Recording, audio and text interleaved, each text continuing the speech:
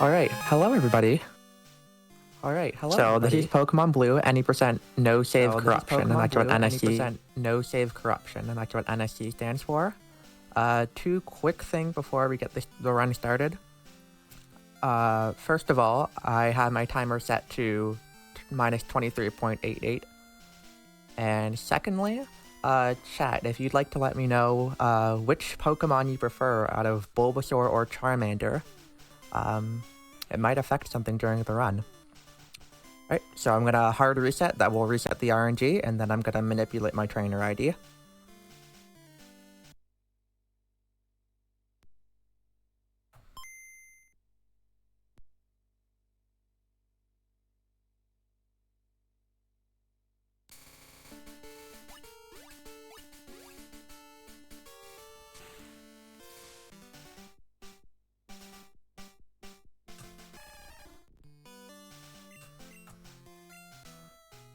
Alright, so the intro is pretty standard here. Just gotta go through okay little text. I'm gonna name my character, name my rival.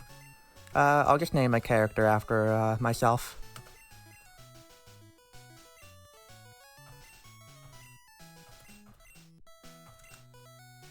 Yeah, that's my name. Okay. And I don't care about rival, so I'm just gonna name him whatever.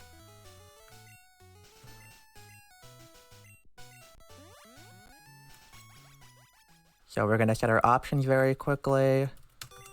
I changed two things in that menu there. I first of all changed the text speed to fast, so that I don't have to be holding a button to make the text speed display quickly.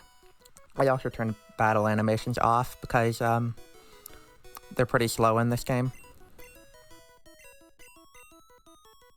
Okay, I'm seeing a lot of Bulba in chat. Alright.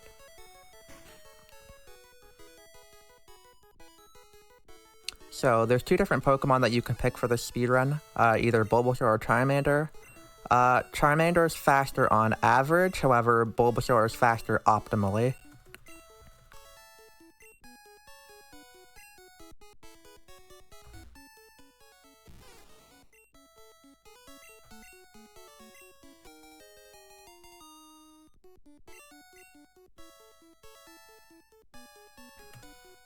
So we're pretty much only gonna really use this Bulbasaur for the rival fight. So hopefully we get through it quickly. It's actually faster to faint here. So we really want to see Scratch from Charmander and not Growl. Okay, that's a good start.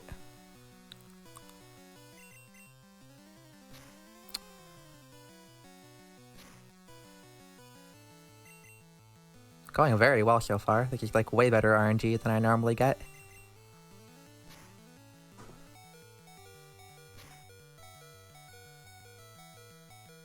Ah, that was really close to like a perfect fight. That's okay, 6 turn is still quite good.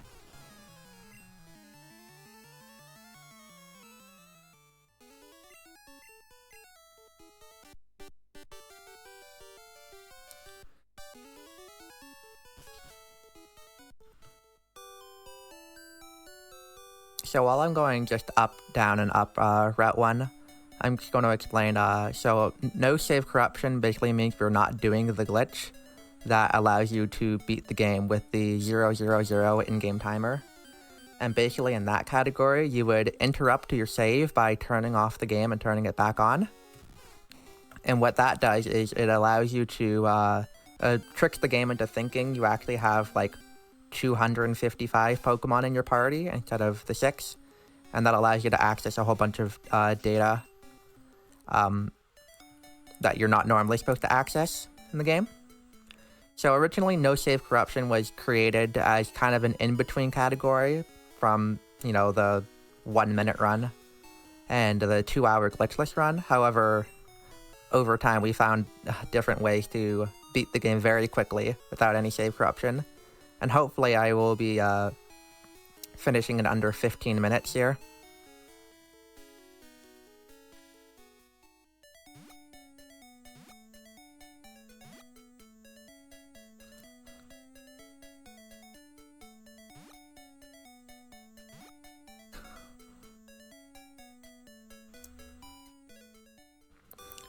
So I'm gonna enter the lab here, and you'll notice I actually talked to Oak from the side here.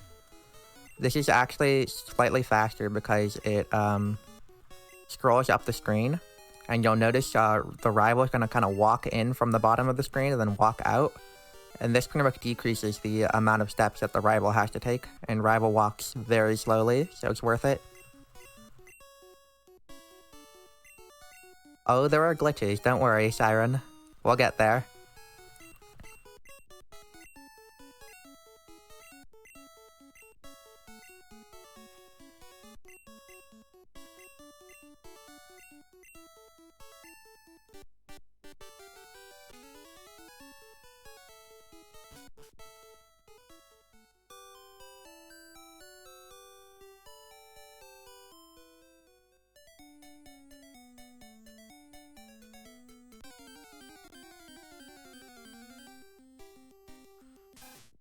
Alright, we also don't really need to fight anything on Route 1. Other categories, sometimes you need to fight an encounter here. But here, we're just trying to make it back to Viridian as fast as possible. Okay. I actually can't get any more encounters here because after you get an encounter, you have 2 steps of immunity.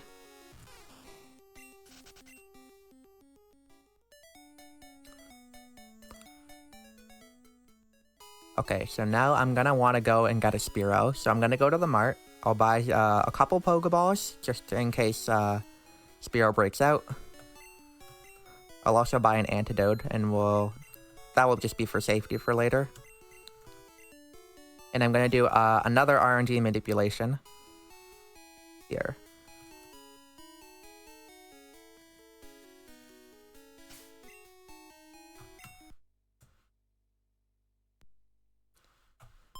And basically, just to explain RNG manipulation, when you hard reset the game, the RNG starts from the exact same point. So as long as you do the exact same inputs, barring some minor things that can happen, you should get the exact same outcome. So here, I will get a Spearow. It's gonna have very high DVs and everything except for special. And hopefully if I did that correctly, I should get in the Pokeball. Good.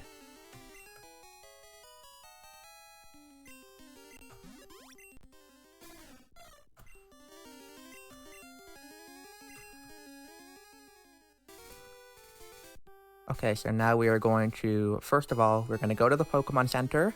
We are going to deposit Bulbasaur because we only want the Spearow in our party to do the first glitch of the run. And then we are also going to take the Pokemon Center.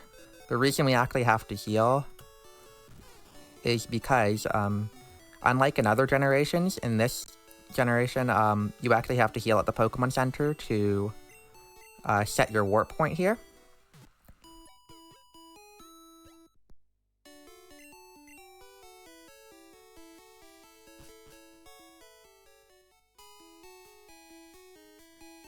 So I'll be heading up onto Route 2 now.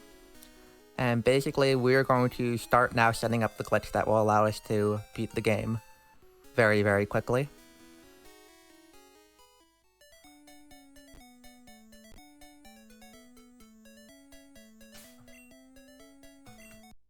So I'm going to start yet another R&D manipulation here.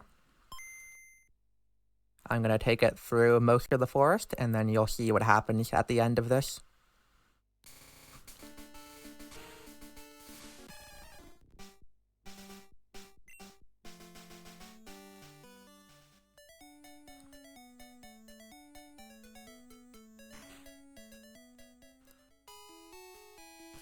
Also, one thing I'm actually doing during this RNG manipulation, because the RNG I get should be the same, the way the NPCs move and turn should also be the same.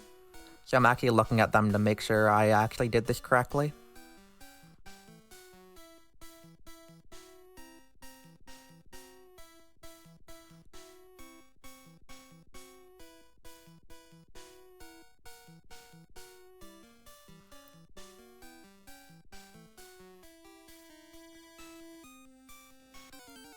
So I'm gonna get an encounter right in front of this Pokemon trainer. gonna try to see if I get the fight manipulation.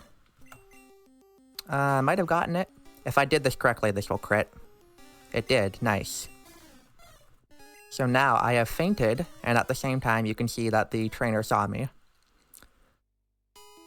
So basically what I've done is that normally on that map, there's a value that pretty much tells the game whether you're in a battle. And so if you're not in a battle, that value is set to 0. If you're in a battle, it will be set to 2. And then the game is supposed to say, okay, once you finish that trainer battle, we're going to set that value back to 0. However, since the trainer saw me, it got set to 2. But I never finished the trainer battle, so it stays at 2. And the ID of 2 will start the battle again. But because the battle has started again, it's going to raise that value another 2. So now my value is actually at 4 instead of 2. And the game is not normally ever supposed to be at 4 in that value. Oh, and that's actually a good critical. That normally does not KO in 2 shots. Okay, and at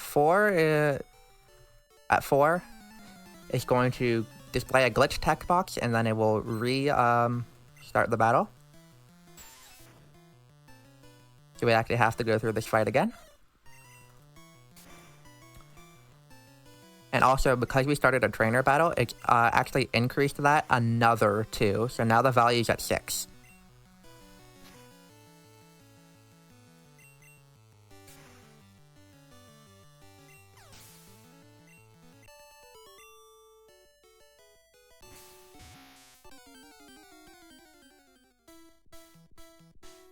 Okay.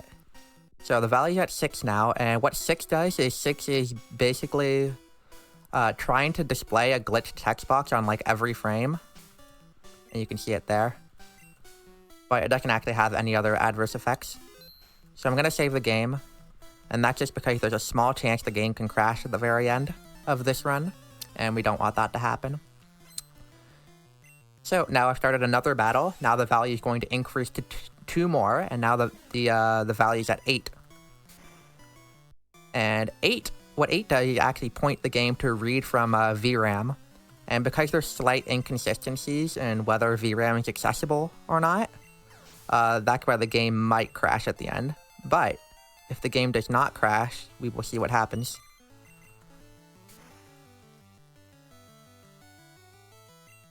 And also, thank you very much for the raid, Kerbis.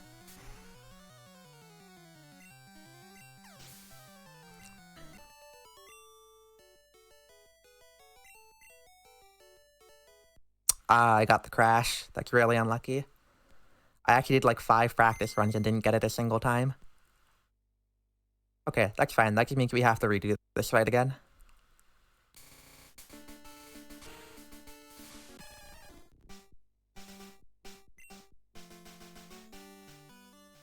Yes, it's a 1 in 4 chance.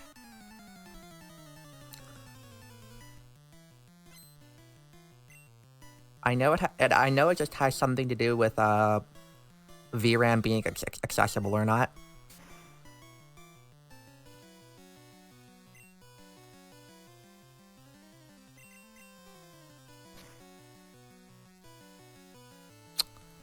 Okay, that poison doesn't really matter.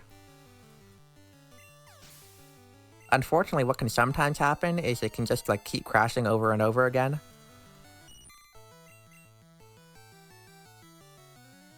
So hopefully that doesn't happen too many times.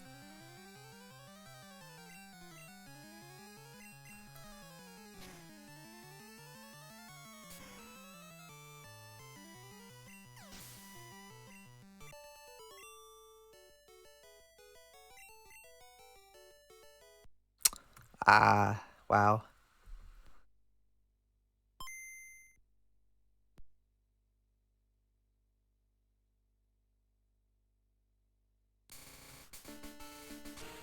I can actually check one other thing. Let me just check something really quick.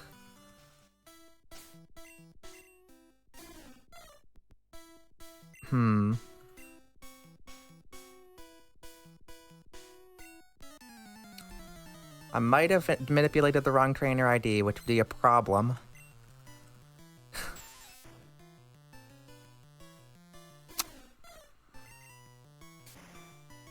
I meant to check that at the start, actually, and I just forgot.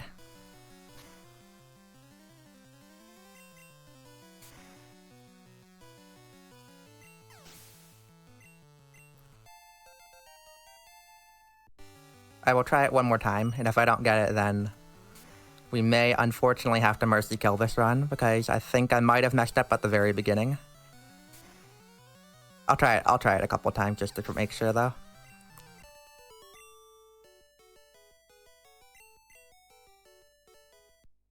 Yeah.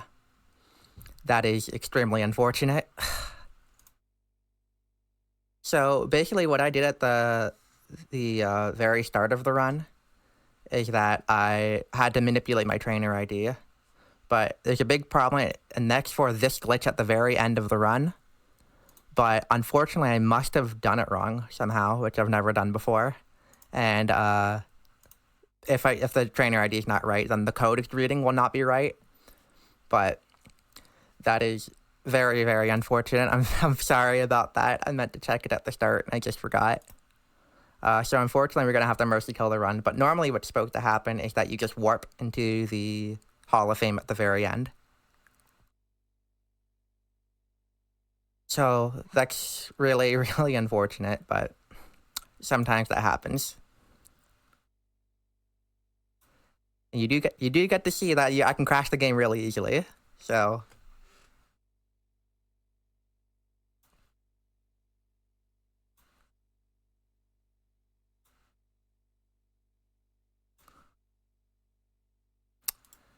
yeah, thank you very much, everybody.